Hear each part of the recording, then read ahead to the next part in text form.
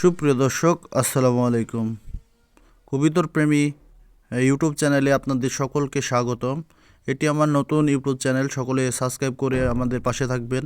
আমাদের প্রতিনিয়ত কবিতরের ভিডিওগুলো আপনারা নিয়মিত দেখবেন।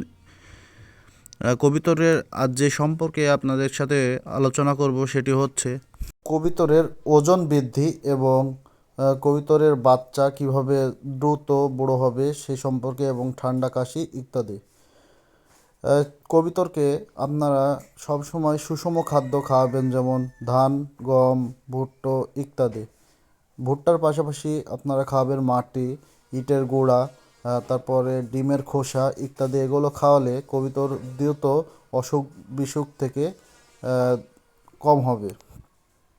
এবং কবিতরকে আপনারা যদি আপনাদের চার দেওয়ালের মধ্যে কবিতরগুলো আবদ্ধ থাকে তাহলে প্রতি সপ্তাহে একবার উড়ানোর ব্যবস্থা করবেন, কারণ কবিতর যদি উড়ে তাহলে রোগবালাই কম হয়।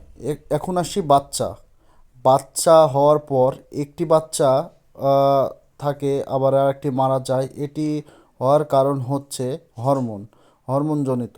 কারণ একটি বাচ্চা হঠাৎ বড় হয়ে যাচ্ছে কিন্তু আরেকটিকে কাছে নিচ্ছে না, খাবার দিচ্ছে না, এই জন্য বাচ্চা মরে যায়। তাই আপনি যদি প্রকৃতপক্ষে কবিতর প্রেমী হয়ে থাকেন তাহলে বাচ্চাগুলোকে আপনি দুইটি সাথে একটি বাচ্চা ছোট হয় এবং আরেকটি বড় হয়। এই কারণে একটি বাচ্চাকে আপনি নিজে খাবার খাওয়াবেন, তাহলে দুটি দেখবেন গ্রোথ একই হবে। এবং যদি চার দেওয়ালের মধ্যে হয় আপনি মাঝে মাঝে কবিতরগুলোকে উড়িয়ে দেবেন, এতে ডানাগুলো পেখম মেলবে।